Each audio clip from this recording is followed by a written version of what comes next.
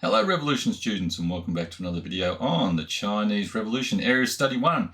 In this video we are going to look at Maoism, and we're going to focus on Maoist ideas both within Mao's seminal work, the Hunan Report, which was published in March 1927, and then many of the ideas that he developed during the Yanan period from 1935 up to 1947. So let us get into it, and we'll start with those ideas that he first put down in the Hunan Report. And these ideas he set out were the basis of his revolutionary theory.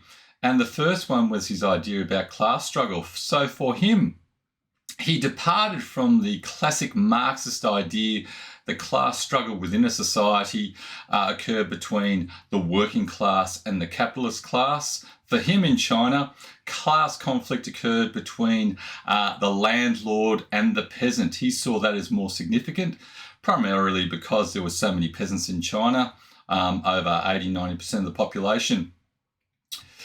He also said, as a consequence, that a revolution would not occur in the cities, but would be fought in the countryside, with the peasants overthrowing the landlords, ridding themselves of their exploiters and liberating themselves.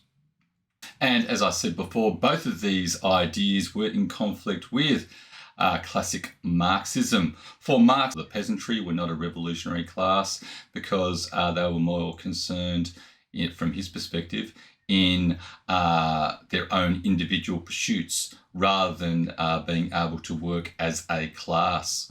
The second key idea that appeared in the Hunan Report was Mao's view on the role of the party. And unlike Lenin, who argued that the Bolshevik Party was the vanguard party who would lead the masses to revolution, Mao argued that, yes, there would still be a communist party in China, but that communist party should be subordinate to the masses, to the peasants, who were the revolutionary class. And he wrote here, "All revolutionary parties and all revolutionary comrades will stand before them, the peasants, to be tested, to be accepted or rejected as they decide." So the masses were always correct. And we see, as the revolution goes on, as we study further parts of what Mao did, going past 1927, the establishment of the Jiangxi Soviet, then the Long March going up to Yanan, and then the CCP getting into power in 1949, and then beyond, even up to the 100 Flowers campaign, and particularly with the Cultural Revolution, Mao keeps coming back to this idea where he kept saying that the people are right and that the party needs to listen to the people. And this also connects into other ideas such as the mass line, which we will look at in a moment. And I just have here a small historical interpretation from Morris Meisner. And he writes about Maoism.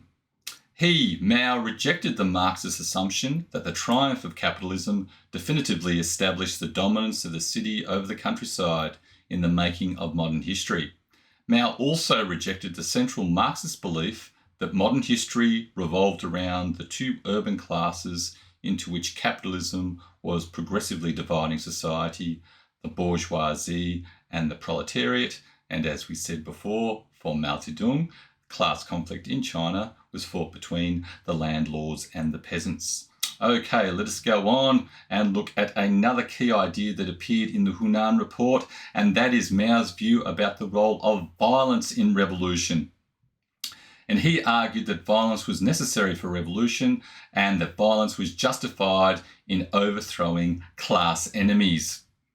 And he wrote in the Hunan Report, and this is a very, very famous part of the Hunan Report, "A revolution is not a dinner party, or writing an essay, or painting a picture, or doing embroidery. It cannot be so refined, so leisurely and gentle, so temperate, kind, courteous, restrained and magnanimous. A revolution is an insurrection, an act of violence by which one class overthrows another." So Mao is arguing there, as I just said, that violence is a necessary part of revolution.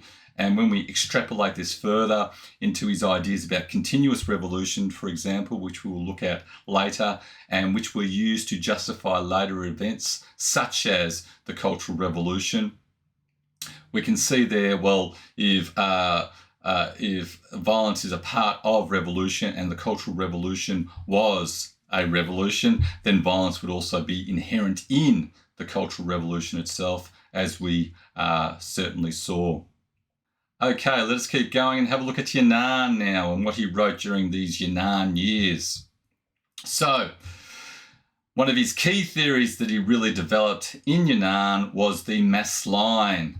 And it was the idea that CCP cadres, the party itself, should listen to the concerns of the peasants, develop practical solutions to those concerns, and then return to the peasants and implement those solutions. So the party was always working with the masses, and the masses were working with the party, and the party had to listen to the masses, the peasantry. Mao's key slogan for the mass line was "From the masses to the masses," and I have a quote here from a work that he wrote at this time, Some Questions Concerning Methods of Leadership, where he developed this idea of the mass line further. And he wrote this in 1943. And he wrote, "In all the practical work of our party, all correct leadership is necessarily from the masses to the masses. This means take the ideas of the masses, scattered and unsystematic ideas, and concentrate them through study, turn them into concentrated and systematic ideas. Then go to the masses and propagate and explain these ideas until the masses embrace them as their own, hold fast to them, and translate them into action and test the correctness of these ideas in such action." So this whole idea of the mass line is going back to the ideas that Mao developed in the Hunan Report, where he argued that the CCP itself was subordinate. It had to listen to the people. It had to do what the people wanted.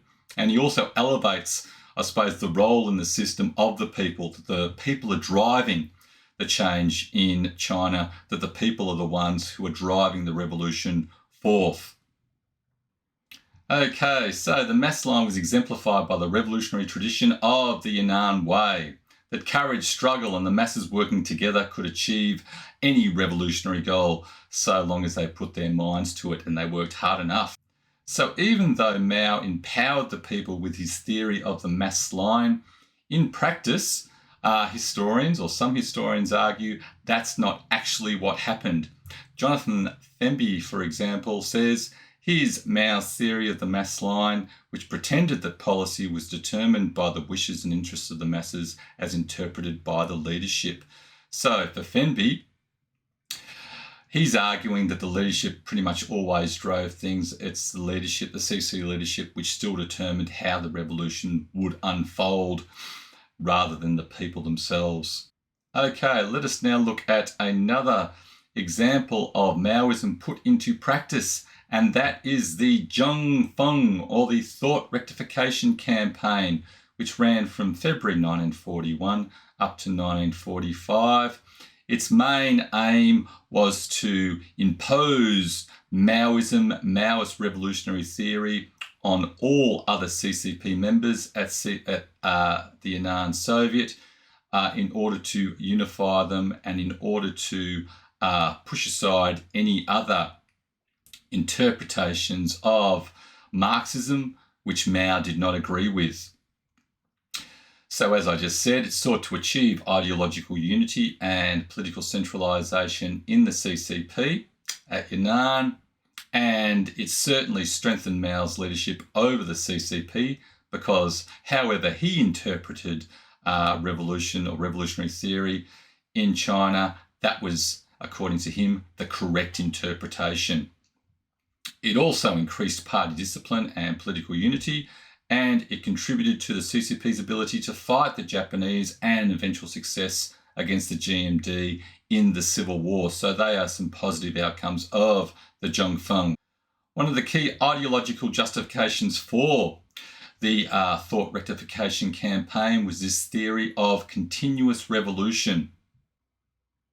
And central to this theory of continuous revolution is the concept of contradictions, where Mao argued a revolution cannot truly be over because the contradiction between revolutionary and reactionary ideas will continue to arise within society. Mao argued that communists needed to continuously renew their revolutionary energy by fighting against reactionary ideas and ideological stagnation, and only in this way would the revolution evolve and be successful. And here I have a passage from Mao's essay on contradiction from August 1937, and he wrote, according to materialist dialectics, changes in nature are due chiefly to the development of the internal contradictions in nature. Changes in society are due chiefly to the development of the internal contradictions in society, that is, the contradiction between the productive forces and the relations of production, the contradiction between classes, and the contradiction between the old and the new. It is the development of these contradictions that pushes society forward and gives the impetus for the supersession of the old society by the new. So, for example, Mao believed that within capitalism itself, the different social classes, the workers and the capitalists, had different goals within society, and this was a contradiction in the development of that society, in the development of a capitalist society. So let us keep going. This theory also played a significant role in shaping society after 1949. So I suppose the best example of that, and you can see I've got it down there, the Cultural Revolution itself, this idea that you needed to continually have revolution in society in order to avoid stagnation. And one of the key reasons for the Cultural Revolution from Mao's perspective was that he feared that there were reactionary ideas arising in society under the leadership of Liu Shaoqi and Deng Xiaoping. In particular, those examples of those reactionary ideas were some of the semi-capitalist policies that Liu Shaoqi and Deng Xiaoping put in place to try to revive agricultural production after the Great Leap Forward. And they put those policies in place in 1962 in order to improve grain production and to stop the famine of the three bad years from 1959, 1960 and 1961, where 30 million people, it is estimated, died during that period within China. For Mao, these types of semi-capitalist policies, these reactionary policies, were taking China off the socialist revolutionary path and making it into a capitalist society. And for Mao, that was wrong. The revolution was failing. Okay, let us keep going. I have two historical interpretations here about the Zhengfeng, the Thought Rectification Campaign, and the first is from Morris Meisner. The acceptance, or in some cases imposition, of a common ideology no doubt contributed to the discipline and political unity that were necessary for survival in the long and bitter struggle against the brutalities of the Japanese invaders, and then for success in the resumption of the civil war with the Kuomintang that inevitably followed. But the laying down of Maoist ideological orthodoxies also contributed to an extraordinary concentration of political power in the hands of the author being Mao Zedong. Perhaps it was a case where the imperatives of a harsh revolutionary war coincided with the political needs of the revolutionary leader. So that is a quite a positive interpretation of the Zhengfeng. It doesn't talk about the suffering that occurred for the people in Yunnan who were struggled against during this thought reform campaign. And the second historical interpretation I have here is from Gao Hua, and it's cited in Frank Dakota's work, The Tragedy of Liberation. And Gao Hua writes, the goal of the Zhengfeng was to intimidate the whole party with violence and terror, to uproot any individual independent thought, to make the whole party subject to the single utmost authority of Mao. Okay, so there are two different historical interpretations about the Thought Rectification Campaign. I hope you find this video on Maoism useful for your study of China the Chinese Revolution, Area of Study 1, and I shall see you next time. Goodbye.